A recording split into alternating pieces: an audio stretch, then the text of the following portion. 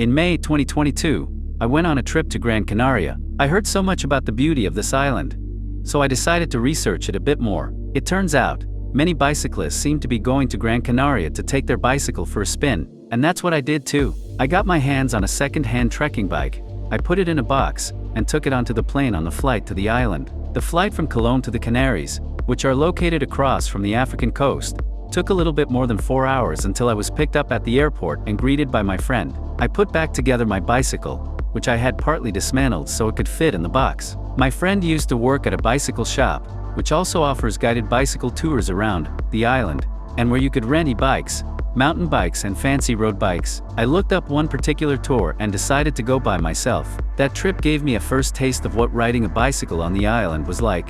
Lots of winding roads, some hilly, others outright steep. Compared to the tours I was doing later, this was still like a walk in the park.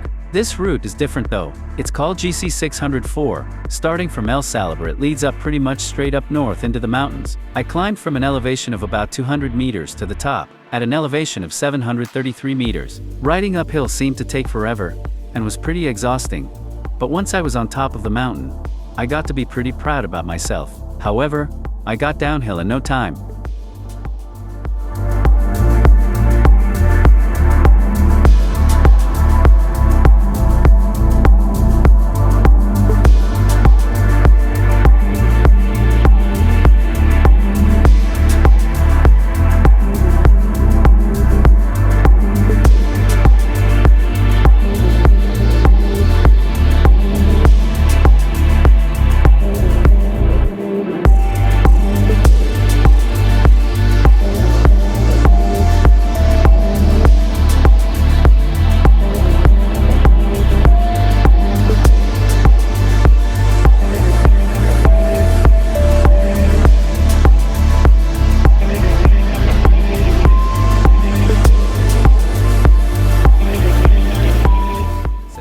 So this time I picked a more serious route for my next bicycle tour, the GC60 with its scenic roads. Riding the mountains is very hard and exhausting, yet also very rewarding. Unlike putting your ass on an e-bike and letting that darn thing do all the hard work, you know you accomplished something after all. On top of that, the mountains are so beautiful. One thing that's really nice about biking the island is that motorists seem to be pretty laid back and friendly. In my experience, they often patiently waited on narrow roads until it was safe to pass. And in general they kept their distance. Whenever I rode on the shoulder to let them pass, they thanked me politely. I really appreciate that kind of behavior. It's so much better to just be nice to each other. Well, now let me tell you about the trip a little bit more. First I went up to Mirador Astronómico, which is at an elevation of about 500 meters by the way.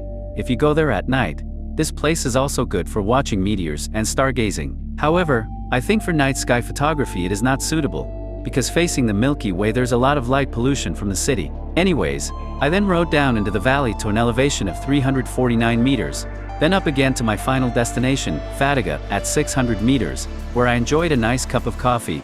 Fataga is a cute little village, and with its picturesque buildings, and its labyrinth of narrow alleys well worth sightseeing for a bit. Gran Canaria is a popular destination for bicycle enthusiasts. Some even call it a cyclist's paradise. The average year-round temperature is around 25 degrees Celsius, that is about 77 degrees Fahrenheit. The tarmac is pretty smooth mostly, and it hardly ever rains. The main season for bicyclists is in winter, when many parts of Europe are getting chilly temperatures. But the island is not only well suited for road cyclists, and of course there are dirt roads as well. So if you're more into going off-road, there's plenty of that too.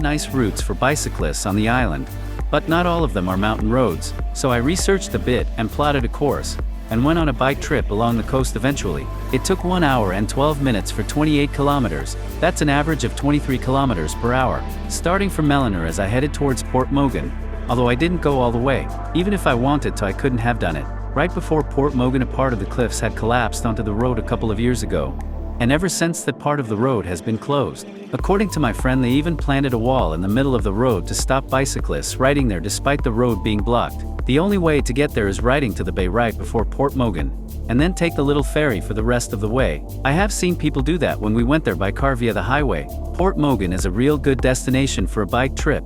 There's a nice little beach next to the tiny harbor, and if you walk up the stairs in the old part of the town, you'll find a viewpoint overlooking the whole bay. Down at the beach there are many cafes and restaurants that make for a good place to replenish energy before heading back. Riding along the scenic route at the coast is so much fun. Like before, there are lots of winding roads and lots of ups and downs, but the difference in elevation is not as big as in my previous tours. Cruising the island is awesome, but one must make sure to bring the right gears on your bike. If you have the wrong gears installed, you probably won't be able to make it up every mountain, since it can get pretty steep at times. If I go to Gran Canaria again, I'll make sure to bring my mountain bike instead of that trekking bike. After all, a proper bicycle is just like a horse.